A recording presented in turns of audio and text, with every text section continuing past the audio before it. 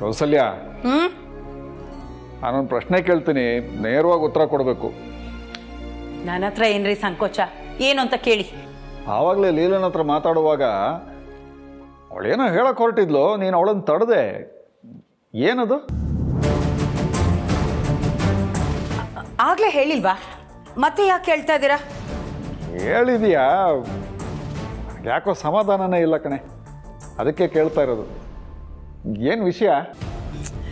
ಪದೇ ಪದೇ ಅದನ್ನೇ ಕೇಳ್ತಾ ಇದ್ದೀರಲ್ಲ, ಸುಮ್ಮನೆ ರೀ. ಅಲ್ಲ, ನೀನು ಹೇಳಿದ ಕಾರಣ ಸರಿಯಾಗಿದ್ರೂ ನನಗೆ ಯಾಕೋ ಸಹಮತ ಇಲ್ಲ. ನೀನು ಇಲ್ಲ ಅಂದಿದ್ರೆ ಎಜೆ ಸರ್ ಹತ್ರ ಲೀಲಾ ಇವತ್ತು ಹೇಳ್ಬಿಟ್ರೋಳು, ಎಲ್ಲ ಸರಿ ಹೋಗ್ತಾ ಇತ್ತು ಅನ್ನಿಸ್ತು. ಹೇಳು ಕೌಸಲ್ಯ, ಯಾಕೆ ಲೀಲನ್ ತಡೆದೆ ನೀನು?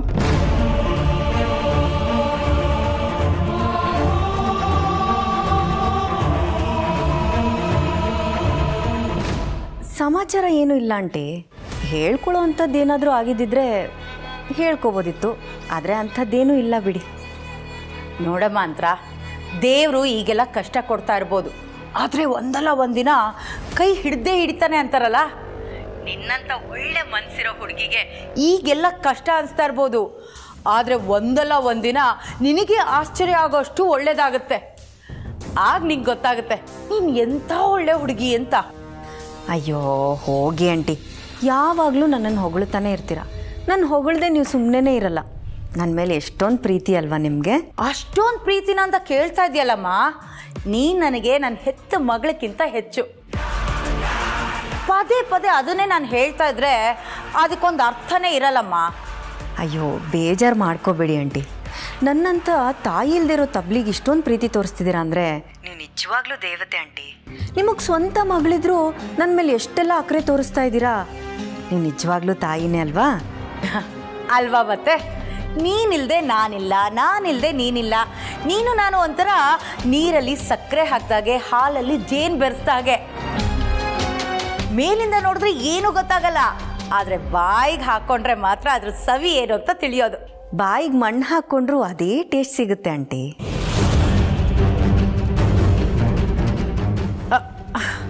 ಅಂತರ ಏನಂದೆ? ಸರಿಯಾಗಿ ಕೇಳಿಸ್ತಿಲ್ಲ. ಕೇಳಿಸ್ಲಿಲ್ಲ ಅಂದರೆ ತೋರಿಸ್ಲ ಆಂಟಿ, ಬಾಯಿಗೆ ಹೇಗೆ ಮಣ್ಣು ಹಾಕ್ತಾರೆ ಅಂತ.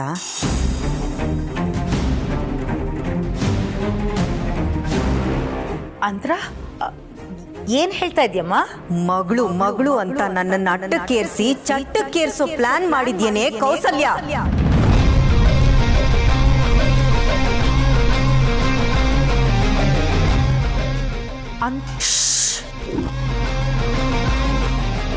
ನಾನು ಮಾತಾಡ್ತಿದ್ದೀನಿ ತಾನೆ. ನಾನು ಮಾತಾಡಬೇಕಾದ್ರೆ ಮಧ್ಯ ಮಾತಾಡಿದ್ರೆ ನಿನ್ನ ನಾಲ್ಗೆ ಕತ್ತರಿಸ್ಬಿಡ್ತೀನಿ, ಹುಷಾರ್.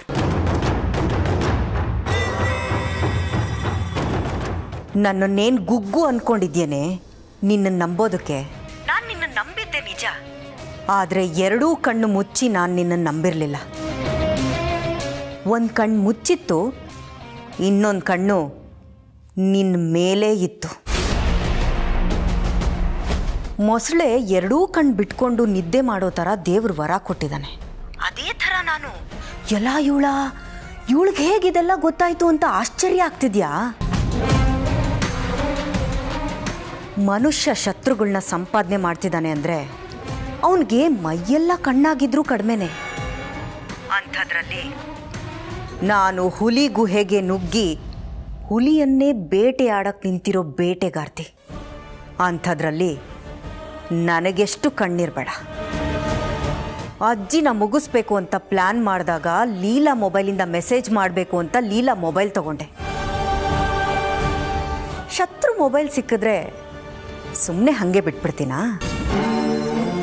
ಹಾಗೇ ಕಣ್ಣಾಡಿಸ್ದೆ. ಅಲ್ಲಿ ನೀನು ಕಳಿಸಿರೋ ಮೆಸೇಜನ್ನೆಲ್ಲ ನೋಡಿದೆ.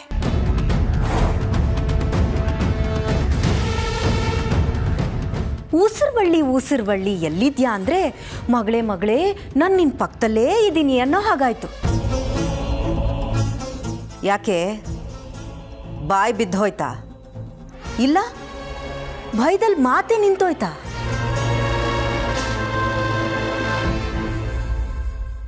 ಏಯ್ ಎತ್ತಲೆ ನಿನ್ನಾಳೆ.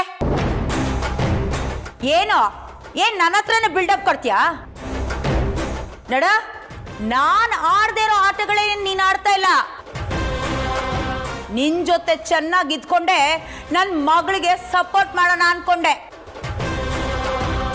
ನಡ, ಅವಳು ನನ್ನ ಮಗಳು, ನನ್ನ ರಕ್ತ ಹಂಚ್ಕೊಳ್ದೆ ಹುಟ್ಟಿರ್ಬೋದು, ಆದ್ರೆ ನಂದು ಒಂದು ಹನಿ ರಕ್ತ ಬಿದ್ರೂ ಜೀವನೇ ಕೊಡ್ತಾಳೆ. ಏಯ್, ಇದನ್ನೆಲ್ಲ ನಿನಗೆ ಹೇಳೋ ತಾಳ್ಮೆ ನನಗಿಲ್ಲ. ನೀನೇನ್ ದೊಡ್ಡ ಪುಡಾಂಗ? ನಾನು ಯಾರು ಹೇಳು? ಲೋಕಲ್, ಪಕ್ಕ ಲೋಕಲ್. ಹೊಡೆದ್ರೆ ಆನೇನೆ ಹೊಡಿತೀನಿ, ಇಲ್ಲ ಬೆಟ್ಟ ಕಡಿತೀನಿ. ನಿನ್ನಂತ ಸೊಳ್ಳೆ, ತೆಗಣೆ, ಜಿರಳೆ ಎಷ್ಟೋ ಕ್ರಿಮಿಕೀಟಗಳನ್ನ ಹೊಸ್ಕಾಕ್ಬಿಟ್ಟಿದ್ದೀನಿ. ಯಾಕೆ ಹೇಳು? ನಾನೊಬ್ಳು ತಾಯಿ. ಪಿಕ್ಚರಲ್ಲಿ ಹೇಳಲ್ವಾ, ತಾಯಿಗಿಂತ ದೊಡ್ಡ ಸೈನ್ಯ ಇಲ್ಲ ಅಂತ. ಇಷ್ಟೆಲ್ಲ ಗೊತ್ತಿದ್ರು ನನ್ನ ಹತ್ರನೇ ಬಾಲ ಬಿಚ್ತೀಯ ಅಂದ್ರೆ ನಿನಗೆಷ್ಟಿರ್ಬೇಡ ಕೊಬ್ಬು. ನೀನೊಬ್ಳು ತಾಯಿ, ಕರೆಕ್ಟ್. ಅದೇ ನಿನಗೆ ಬಲ, ಅದೇ ನಿನಗೆ ಬಲಹೀನತೆ. ತಾಯಿ ಆಗಿರೋದು ಎಷ್ಟು ದೊಡ್ಡ ವರನೋ ಅದಷ್ಟೇ ದೊಡ್ಡ ಶಾಪ ನಿನಗೆ. ತಾಕತ್ತಿದ್ರೆ ಅದಿಲ್ಲ ಅಂತ ಪ್ರೂವ್ ಮಾಡು ನೋಡೋಣ. ಈಗ ನಿನ್ನ ಮೊಬೈಲ್ಗೊಂದು ವಿಡಿಯೋ ಕಳಿಸ್ತೀನಿ, ಅದನ್ನ ನೋಡಿ ನನಗೊಂಚೂರು ಅಪ್ಡೇಟ್ ಮಾಡು ಚಿನ್ನ.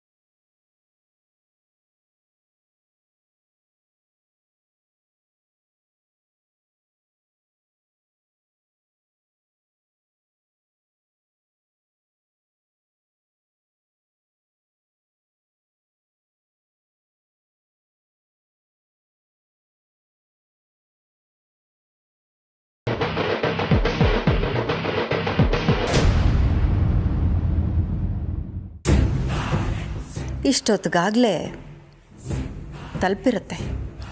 ತಲುಪೋದೇನು, ಎಲ್ಲಿಗೆ ಟಚ್ ಆಗಬೇಕೋ ಅಲ್ಲಿಗೆ ಚೆನ್ನಾಗಿ ಟಚ್ ಆಗಿರುತ್ತೆ.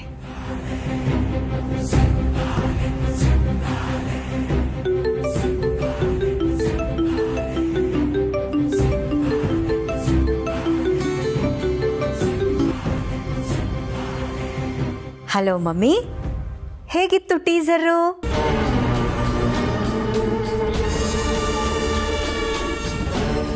ಚೆನ್ನಾಗಿತ್ತಲ್ವಾ? ಇದು ಜಸ್ಟ್ 30 ಸೆಕೆಂಡ್ ಟೀಸರ್ ಅಷ್ಟೇ. ಪೂರ್ತಿ ಪಿಕ್ಚರು ನನ್ನ ಹತ್ರ ಭದ್ರವಾಗಿದೆ. ಅಯ್ಯೋ ಪಾಪಿ, ನೀನಿಂತ ಕೀಳು ಮಟ್ಟಕ್ಕೆ ಇಳಿತಿ ಅಂತ ಗೊತ್ತಿರಲಿಲ್ಲ ಕಡೆ, ಗೊತ್ತಿರಲಿಲ್ಲ. ಅಯ್ಯಯ್ಯೋ ಮಮ್ಮಿ, ಯಾಕೆ ಅಳ್ತಿದ್ದೀರಾ? ನಾನು ನಿಮ್ಮ ಮಗಳಲ್ವಾ? ನೀವು ಮಾತ್ರ ಲೋಕಲ್ ಆಗಬೇಕು, ಆದರೆ ನಾನು ಲೋಕಲ್ಗೆ ಲೋಕಲ್ ಅಂತ ಪ್ರೂವ್ ಮಾಡಬೇಕಲ್ವಾ? ಇನ್ಮೇಲೆ ನೀನು ನಾನು ಕೀ ಕೊಡೋ ಗೊಂಬೆ, ಓಕೆನಾ? ಮತ್ತೆ ಕಾಲ್ ಮಾಡ್ತೀನಿ ಮಮ್ಮಿ, ಅಲ್ಲಿವರೆಗೂ ಅಳ್ತಾ ಇರು, ಅಳ್ತಾನೇ ಇರು. ಟೇಕ್ ಕೇರ್ ಮಮ್ಮಿ, ಬಾಯ್.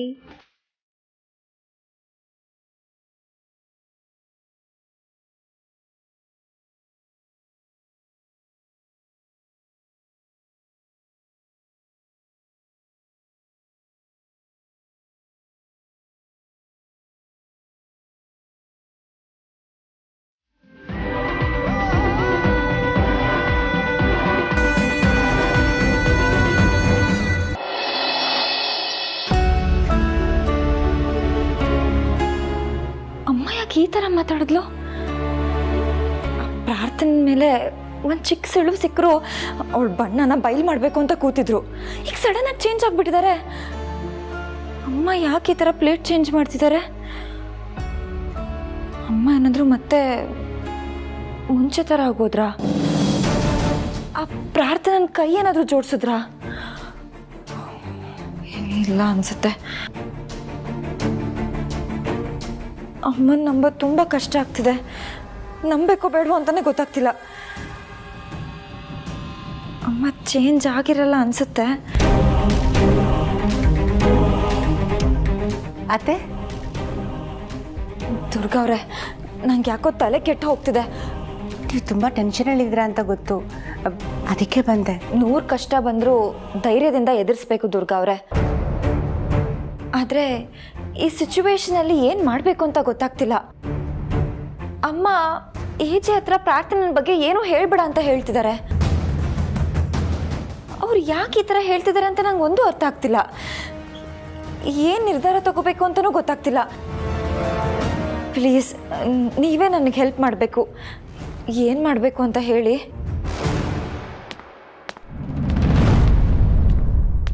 ದುರ್ಗಾ ಅವರೇ, ಈಚೆ ಬರ್ತಿದ್ದಾರೆ ಅನಿಸುತ್ತೆ. ನಾವು ಸ್ಮೈಲ್ ಮಾಡಬೇಕು. ನಾವು ನೋವಲ್ಲಿದ್ದೀವಿ ಅಂತ ಅವ್ರಿಗೆ ಗೊತ್ತಾಗಬಾರ್ದು. ಸ್ಮೈಲ್ ಮಾಡಿ.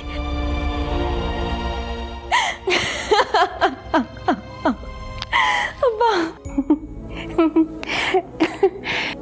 ದುರ್ಗಾ ಅವರೇ, ಏನು ಇಷ್ಟು ತಮಾಷೆ ಮಾಡ್ತೀರಾ ನೀವು?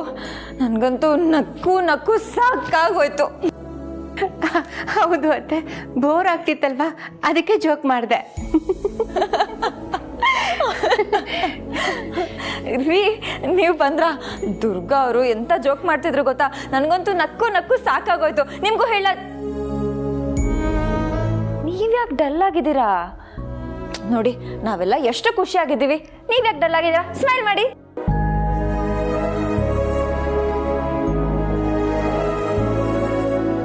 ನೀನೊಬ್ಳೇಲಿಲ್ಲ ಈ ಮನೇಲಿ ಖುಷಿಯಾಗಿರೋದು ಅಂದರೆ. ಮನೆ ಜನ ಎಲ್ಲ ನೋವಲ್ಲಿದ್ದಾರೆ. ಆದರೂ ನೀನು ಖುಷಿಯಾಗಿದೆಯಾ ಅಂದರೆ ಅದರ ಅರ್ಥ ಏನು ಗೊತ್ತಾ? ಯಾಕಕ್ಕ? ಗೊತ್ತೇ ಇದೆಯಲ್ಲ, ನೀನು ಈ ಮನೆಯವಳಲ್ಲ ಅಂತ.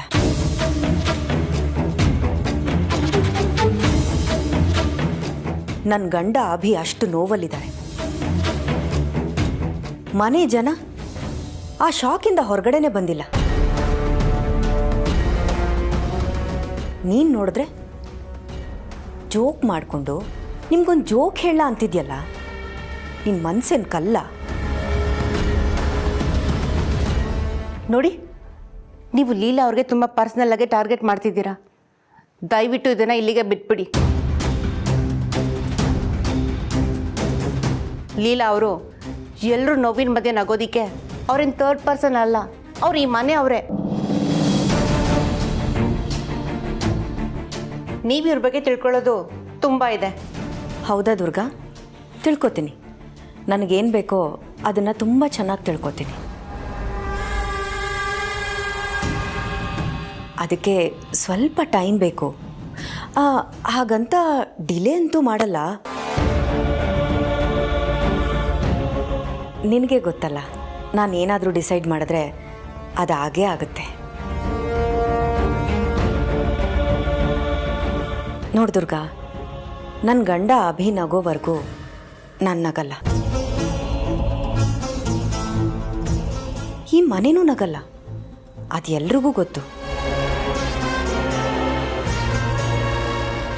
ಅಭಿ ನಗಬೇಕು, ಖುಷಿಯಾಗಿರಬೇಕು. ಅದು ನನ್ನಿಂದ ಮಾತ್ರ ಸಾಧ್ಯ ಅಲ್ವಾ ಅಭಿ?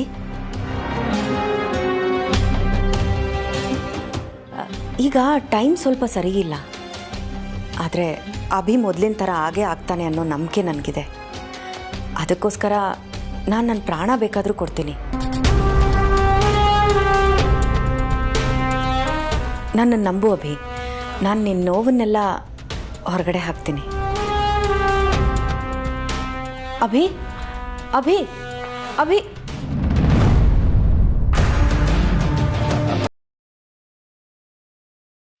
ದುರ್ಗಾ, ಏನಾದರೂ ಹೇಳೋದಿದ್ಯಮ್ಮ?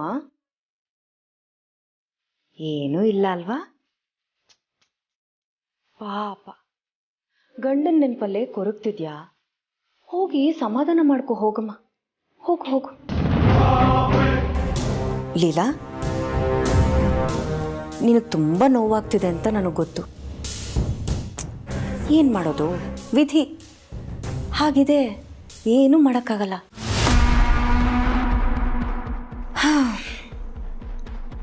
ನೀನು ಈ ಮನೆಗೇನು ಅಲ್ಲ, ಮೊದಲು ಅದನ್ನು ಅರ್ಥ ಮಾಡ್ಕೊ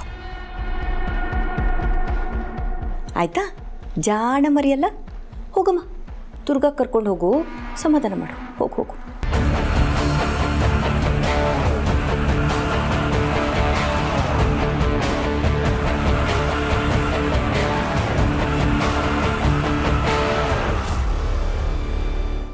ಕಟಾವ್ಗೆ ಬಂದಿರೋ ಬೆಳೆ ಕೈಗೆ ಬರೋದಕ್ಕೂ ಬಿಟ್ಟಿಲ್ಲ.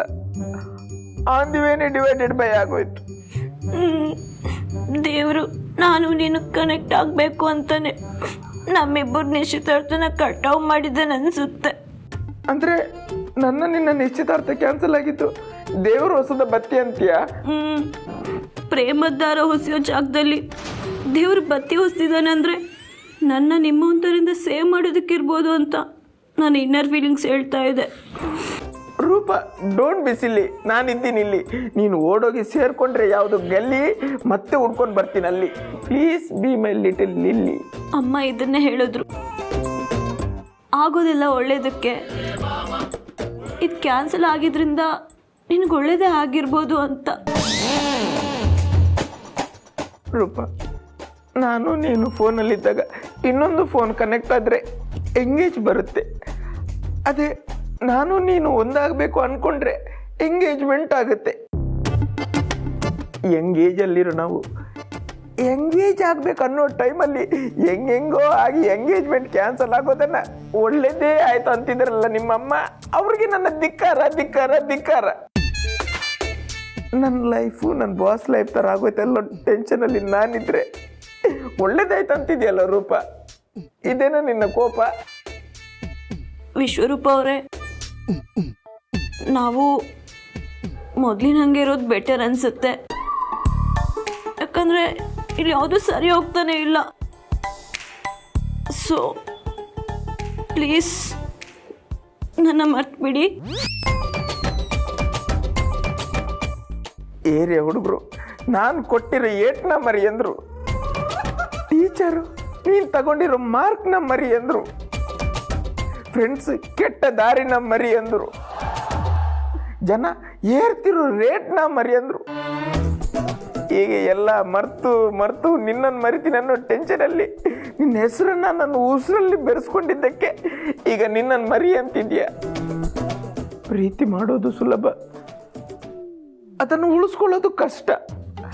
ಆದರೆ ಅದನ್ನು ಕಳ್ಕೊಳ್ಳೋಕ್ಕೆ ಇಷ್ಟು ಈಸಿಯಾಗಿ ಟ್ರೈ ಮಾಡ್ತಿದ್ಯಲ್ಲ ರೂಪ. ವಾ, ದೊಡ್ಡವರು ಹುಡುಗಿರಂದ್ರೆ ಡೇಂಜರಪ್ಪು, ಹುಷಾರಾಗಿರಪ್ಪು ಅಂದರು. ಇನ್ನು ಕೆಲವರು ಹುಡುಗಿ ಕಣ್ಣು ಲೋಡೆಡ್ ಗನ್ನು, ಆರ್ಟಿಗೆ ಬುಲ್ಲೆಟ್ಟು 1/1 ಅಂದರು.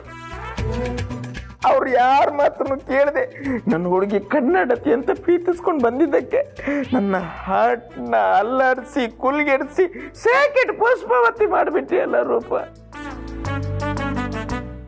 I can't live without you Rupa, I can't live without you.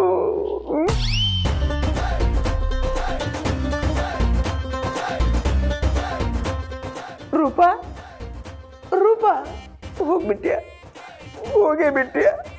ಆಯ್ತು, ಇನ್ನೇ ವಿಶ್ವರೂಪ ದೇವದಾಸ್ ಆಗೋದ್ರಲ್ಲಿ ಡೌಟೇ ಇಲ್ಲ. ಸಹಾರಾ ನನ್ನ ದೇವಿ. ಅಯ್ಯೋ, ಅಲ್ಲೋ ಕಾಣ್ತಾ ಇಲ್ಲ.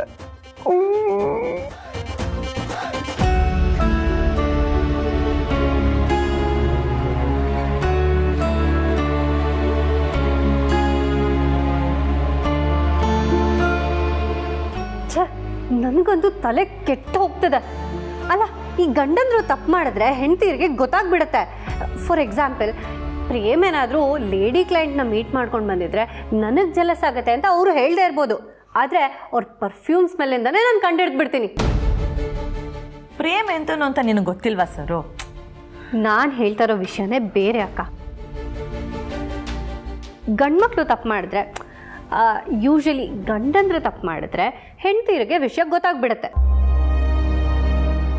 ನೀವು ಇಷ್ಟು ಬುದ್ಧಿವಂತರಾದರೂ ಕಿಶೋರ್ ಭಾವ ಮಾಡ್ತಿದ್ದ ತಪ್ಪು ಕೆಲಸ ನಿಮಗೆ ಗೊತ್ತಾಗಲಿಲ್ಲ ಅಂತ ಅನಿಸ್ತು ಅಷ್ಟೆ. ನನಗೆ ಈ ಡೌಟ್ ಇಲ್ಲ ಅಕ್ಕ, ಆದರೆ ಇರೋದು ಒಂದೇ ಅನುಮಾನ. ಮನುಷ್ಯ ಅಂದಮೇಲೆ ತಪ್ಪು ಮಾಡೋದು ಸಹಜ. ಈಗ ನಮ್ಮ ಲೈಫೇ ತಗೊಂಡ್ರೆ ಲೀಲಾ ಅತ್ತೆ ವಿಷಯದಲ್ಲಿ ನಾವು ಮಾಡಿರೋ ತಪ್ಪು ಅಷ್ಟಿಷ್ಟಲ್ಲ. ಆದರೆ ಕಿಶೋರ್ ಭಾವ ಈ ಥರ ತಪ್ಪು ಮಾಡ್ತಾರೆ ಅಂತಂದರೆ ನಂಬಕ್ಕೆ ಆಗ್ತಿಲ್ಲ. ದುರ್ಗಾಕ ಮೊದಲಿಂದನೂ ಸ್ಟ್ರಾಂಗ್ ಆಗಿರೋದಕ್ಕೆ ಅವ್ರಿಗೆ ಅಷ್ಟೆಲ್ಲ ಎಫೆಕ್ಟ್ ಆಗಿಲ್ಲದೆ ಇರ್ಬೋದೇನೋ, ಆದರೆ ಹರ್ಟ್ ಆಗಿರುತ್ತೆ ಅಲ್ವಾ ಅಕ್ಕ? ನೋವಾಗೋದು ಸಹಜ ಸರ್. ಆ ನೋವಿಗೆ ಮುಲಾಮ್ ಹುಡುಕಿ ಮತ್ತೆ ನಮ್ಗೆ ನೋವಾಗುತ್ತೆ, ಆ ಮುಲಾಮ್ ಯೂಸಿಗೆ ಬರುತ್ತೆ ಅನ್ನೋದು ದಟ್ಟತನ. ನಾವು ಮುಲಾಮ್ ಹುಡ್ಕೋ ಬದಲು ಆ ನೋವಿಗೆ ಕಾರಣ ಹುಡುಕಿ ಆ ರೀಸನ್ನೇ ತೆಗೆದಾಕಿದ್ರೆ ಮತ್ತೆ ಯಾವತ್ತೂ ನೋವಾಗಲ್ಲ. ನಿಜ ಅಕ್ಕ, ನೀವು ಲೈಫಲ್ಲಿ ಇಂಥದ್ದು ಎಷ್ಟೆಲ್ಲ ನೋಡಿದ್ದೀರಾ, ಅದಕ್ಕೆ ಇಷ್ಟೊಂದು ಗಟ್ಟಿಯಾಗಿ ನಿಂತು ಮಾತಾಡ್ತಿದ್ದೀರಾ. ಅಕ್ಕ, ನನಗೊಂದು ಡೌಟ್ ಇದೆ. ಬೈ ಎನಿ ಚಾನ್ಸ್ ಕಿಶೋರ್ ಭಾವ ಶಿಕ್ಷೆ ಅನುಭವಿಸಿ ವಾಪಸ್ ಬಂದಾಗ ನೀವು ಅವ್ರನ್ನ ಆಕ್ಸೆಪ್ಟ್ ಮಾಡ್ತೀರಾ?